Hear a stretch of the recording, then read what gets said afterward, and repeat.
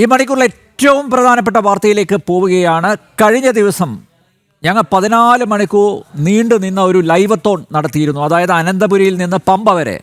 ആ ലൈവത്തോണിന് വലിയൊരു ഇമ്പാക്റ്റ്, ഒരു ബിഗ് ഇമ്പാക്റ്റ് ഉണ്ടായിരിക്കുന്നു. ശബരിമലയിലെ സർക്കാർ അനാസ്ഥയിൽ ഹൈക്കോടതി ഇടപെട്ടിരിക്കുന്നു. ശബരിമല മണ്ഡല മകരവിളക്ക് സീസൺ ഭക്തർക്ക് അടിസ്ഥാന സൗകര്യം ഉറപ്പാക്കണം എന്നാണ് ഹൈക്കോടതി ഇപ്പോൾ പറഞ്ഞിരിക്കുന്നത്. ശുചിമുറികളുടെ എണ്ണം വർദ്ധിപ്പിക്കണം. 53 ലക്ഷം ഭക്തർ വരുന്നിടത്ത് 1000 ശുചിമുറികൾ കൊണ്ട് എന്ത് കാര്യം എന്ന് കോടതി ചോദിച്ചിരിക്കുന്നു. വിവരങ്ങളുമായി ന്യൂസ് ഡെസ്കിൽ നിന്ന് ഐസൻ ജോസ് ചേരുന്നു. ഐസൻ, ഞങ്ങളുടെ ലൈവ് തോണിൻ്റെ ഇമ്പാക്റ്റ്, അതിൻ്റെ ഒരു ഫലം തന്നെയല്ലേ ഇത്? കാരണം അന്ന് നമ്മൾ അവതരിപ്പിച്ചിരുന്നു ഒരുപാട് പ്രശ്നങ്ങൾ. ഭക്തർ ഇത്രയധികം കോടാനുകോടി ഭക്തർ ഒഴുകിയെത്തുന്ന പമ്പയിലും അതുപോലെ ഈ ഇടത്താവളങ്ങളിലുമൊക്കെ അടിസ്ഥാന സൗകര്യങ്ങളുടെ അഭാവത്തെക്കുറിച്ച് ഞങ്ങൾ അവിടെ ഉള്ള ആളുകളുടെ പ്രതികരണത്തോടെ ആണ് ഞങ്ങൾ റിപ്പോർട്ട് നൽകിയത്. അവരുടെ പ്രതികരണം ഉൾപ്പെടുത്തിക്കൊണ്ടാണ് ഞങ്ങൾ റിപ്പോർട്ട് നൽകിയത്. മാത്രമല്ല, ഈ മേഖലയിൽ പ്രവർത്തിക്കുന്ന എല്ലാ പ്രമുഖരുടെയും പ്രതികരണം ഞങ്ങൾ ഉൾപ്പെടുത്തിയിരുന്നു. ഇപ്പോൾ ഇതാ ഹൈക്കോടതി പോലും അത് ശ്രദ്ധിച്ചിരിക്കുന്നു. ഹൈക്കോടതിയുടെ ഒരു സത്വര ഇടപെടൽ ആ വിഷയത്തിലുണ്ടായിരിക്കുന്നു. മറ്റെന്തൊക്കെ നിരീക്ഷണങ്ങളാണ് ഹൈക്കോടതിയുടെ ഭാഗത്തുനിന്നുണ്ടായിരിക്കുന്നത് ഐസൻ? നമ്പ്യാർ, തീർച്ചയായും ഈ ലൈവ് തോണിൻ്റെ ഒരു ഇമ്പാക്റ്റ് എന്ന് തന്നെ നമുക്ക് സൂചിപ്പിക്കാൻ കഴിയുന്ന ഏറ്റവും സുപ്രധാനമായൊരു ഘടകം, ലൈവ് തോണിൽ ചൂണ്ടിക്കാട്ടിയ പ്രധാനപ്പെട്ട ഘടകങ്ങളിലൊന്നാണ് അടിസ്ഥാന സൗകര്യങ്ങൾ ഒരുക്കുക എന്നതിലെ ഒരു വീഴ്ച എന്നിവ സംബന്ധിച്ച ഏറ്റവും ഗൗരവമേറിയ വിഷയം. നമുക്കറിയാവുന്നതാണ്, ഈ ക്ഷേത്ര നഗരങ്ങളിലെല്ലാം തന്നെ ഒരു പ്രത്യേകതയുണ്ട്. ക്ഷേത്ര നഗരങ്ങളിലെത്തുന്നവർ അവരുടെ അവശിഷ്ടം അവിടെ ഉണ്ടാകുന്നൊരു സാഹചര്യം, അതായത് ശുചിമുറികളും അത്തരത്തിലുള്ള സംവിധാനങ്ങളും എല്ലാം ഉണ്ടാകുമ്പോൾ കുളിച്ചതിന് ശേഷം, വൃത്തിയായതിനു ശേഷം അമ്പലത്തിൽ പ്രവേശിക്കുക എന്നൊരു രീതിയാണ് ഈ ക്ഷേത്ര നഗരങ്ങളിലെത്തുന്ന തീർത്ഥാടകരുടെ അടിസ്ഥാന സ്വഭാവം. അതുകൊണ്ട് തന്നെ അത്തരത്തിലുള്ള വലിയ തോതിലുള്ള ഇത്തരത്തിലുള്ള ശുചിമുറി മാലിന്യങ്ങൾ ഉണ്ടാകാനുള്ള സാധ്യത അത്തരം ക്ഷേത്ര നഗരങ്ങളുടെ ചുറ്റുവട്ടങ്ങളും ക്ഷേത്ര നഗരങ്ങളുമായി ബന്ധപ്പെട്ട് ഉണ്ടാകുന്ന ആവാസ സംവിധാനങ്ങളിലും എല്ലാം തന്നെ ഉണ്ടാകും. അതൊരു സിസ്റ്റത്തിൻ്റെ ഭാഗമാണ്, ആ വിശ്വാസത്തിൻ്റെ കൂടി ഭാഗമാണ്. ആ ഒരു സാഹചര്യത്തിലാണ് 53 ലക്ഷം ഭക്തർ വരുന്നിടത്ത് 1000 ശുചിമുറികൾ കൊണ്ട് എന്ത് കാര്യമെന്ന വസ്തുനിഷ്ഠമായൊരു ചോദ്യം ഹൈക്കോടതി ചോദിച്ചിരിക്കുന്നത്. അതായത് നേരത്തെ സൂചിപ്പിച്ചതുപോലെ 53 ലക്ഷം പേർ തുടർച്ചയായി വരുന്ന ഒരു സാഹചര്യം, അല്ലെങ്കിൽ വരികയും പോവുകയും അത് അവിടെ എത്തി കുളിച്ചതിന് ശേഷം അത്തരത്തിൽ ഈ പ്രദേശങ്ങളിലെല്ലാം എത്തി തൊഴുത് തിരിച്ചു പോകുന്ന ഭക്തർക്ക് ഈ 1000 ശുചിമുറികൾ 53 ലക്ഷം പേർക്ക് എങ്ങനെ സാധ്യമാകും, അല്ലെങ്കിൽ അത് എങ്ങനെ അതുകൊണ്ട് പ്രായോഗികമാകും? അത് പ്രായോഗികമാകാതെ വരുമ്പോൾ ഉണ്ടാകുന്ന ഏറ്റവും വലിയ പ്രശ്നം എന്ന് പറയുന്നത് ഇത്തരത്തിലുള്ള സൗകര്യങ്ങൾ ലഭ്യമാകാതാകുമ്പോൾ ഈ വെളിയിട വിസർജനത്തിനുള്ള സാധ്യതകൾ പോലും വർദ്ധിക്കാനുള്ള, രോഗങ്ങൾ പടരാനുള്ള സാധ്യതയുണ്ട്. അതൊരു ആരോഗ്യ പ്രശ്നമായി തന്നെ വളരാനുള്ളൊരു പശ്ചാത്തലം കൂടിയുണ്ട്.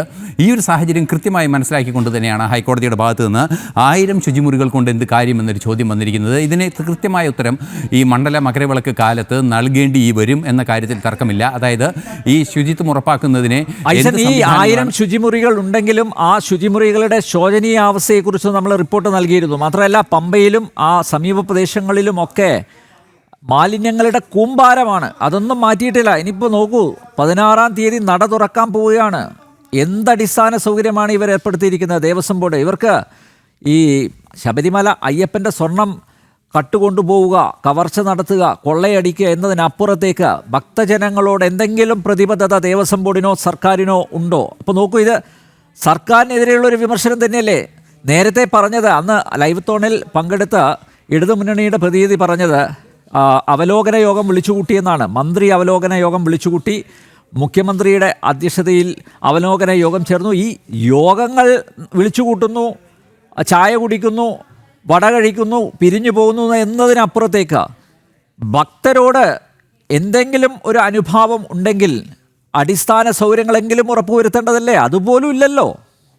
തീർച്ചയായും ഈ അടിസ്ഥാന സൗകര്യങ്ങൾ ലഭ്യമല്ല എന്ന് കോടതി ചോദിക്കുന്നത് വെറുതെ ഒരു വെയ്ഗായ ഒരു ചോദ്യമല്ല എന്നതാണ് ഏറെ ഗൗരവത്തോടെ അത് പരിശോധിക്കുമ്പോൾ നമുക്ക് മനസ്സിലാക്കാൻ സാധിക്കുന്നത്. അതായത് ഒരു ദിവസം വെർച്വൽ ക്യൂ പ്രകാരം തന്നെ ബുക്ക് ചെയ്യുന്നത് 70,000 പേരാണ്. അതുപോലെ തന്നെ 1,00,000-ലേറെ പേർ ഒരു ദിവസം എത്തുന്നു. അത്തരത്തിലുള്ള നമുക്കറിയാവുന്നതാണ് ശബരിമലയിലെ തിരക്ക് സംബന്ധിച്ചുള്ള വിവരങ്ങളെല്ലാം തന്നെ നമ്മൾ ദൃശ്യങ്ങളിൽ കാണുന്നതുമാണ്. ഇത്തരത്തിൽ വൻതോതിൽ ജനങ്ങൾ വന്നു പോവുകയും ചെയ്യുന്നൊരു പ്രദേശത്ത് ഈ 1000 ശുചിമുറികൾ ഉണ്ട് എന്ന അവകാശവാദം കൊണ്ട് എന്ത് പ്രയോജനം? അതായത് ഇപ്പോൾ മിനിമം കണക്കുകൾ പ്രയോഗിക്കുകയാണെങ്കിൽ അല്ലെങ്കിൽ ഉപയോഗിക്കുകയാണെങ്കിൽ 1000 പേർക്ക് ഒരു ശുചിമുറി എന്ന കണക്കിലേ ഉള്ളൂ. 1000 പേർക്ക് ഒരു ശുചിമുറി എന്നുള്ളത് ഹോസ്റ്റലുകളുടെ കണക്കുകൾ പോലും, അതായത് ഒരു സംവിധാനത്തിൻ്റെ ഹോസ്റ്റലുകളിൽ അല്ലെങ്കിൽ ഒരു ഡോമിറ്ററിയിൽ കൃത്യമായ ഒരു അനുപാതം ഉണ്ടായിരിക്കും. ആ അനുപാതം പോലും തികയാത്ത സാഹചര്യം, അതുപോലും നിലനിൽക്കാത്തൊരു സാഹചര്യം.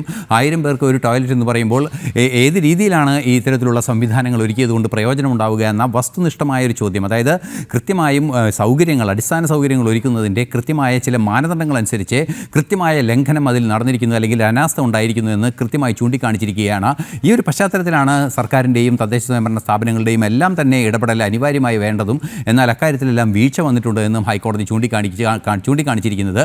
ഈ അവലോകന യോഗങ്ങൾ നമുക്കറിയാവുന്നതാണ്.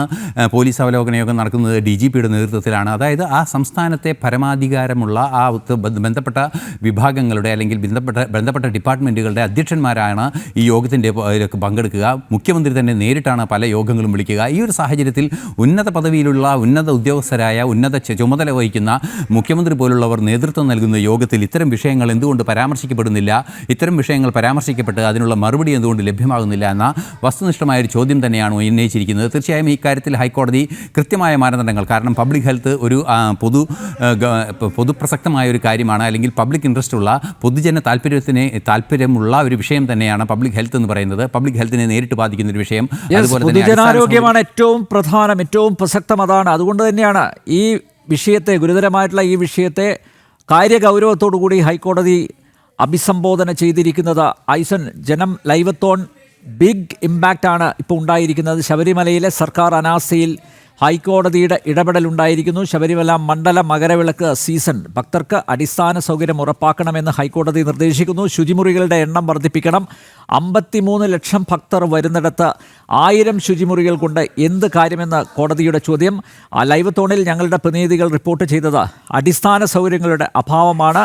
പമ്പയിൽ അടിസ്ഥാന സൗകര്യങ്ങളില്ല. അതുമാത്രമല്ല, ചെങ്ങന്നൂർ ഉൾപ്പെടെയുള്ള ഇടത്താവളങ്ങളിൽ അടിസ്ഥാന സൗകര്യങ്ങളില്ല. ഇനി വളരെ ശേഷിക്കുന്ന ദിവസങ്ങൾ, വളരെ ചുരുങ്ങിയ ദിവസങ്ങൾ മാത്രമേ ഉള്ളൂ. ആ ദിവസങ്ങൾ കൊണ്ട് ഇനി എന്ത് സൗകര്യമാണ് സർക്കാരും ദേവസ്വം ബോർഡും ഏർപ്പെടുത്താൻ പോകുന്നത് എന്നുള്ളതാണ് പ്രധാനപ്പെട്ട ചോദ്യം, പ്രസക്തമായിട്ടുള്ള ചോദ്യം. ദേവസ്വം ബോർഡിൻ്റെയും അതുപോലെ സർക്കാരിൻ്റെയും കണ്ണ് തുറപ്പിക്കുമോ ഹൈക്കോടതിയുടെ ചോദ്യം, ഹൈക്കോടതിയുടെ ഇടപെടൽ എന്നാണ് ഇനി നമ്മൾ കാത്തിരുന്ന് കാണേണ്ടത്. ഐസൻ ജോസാണ് വിശദമായ വിവരങ്ങൾ നൽകിയത്.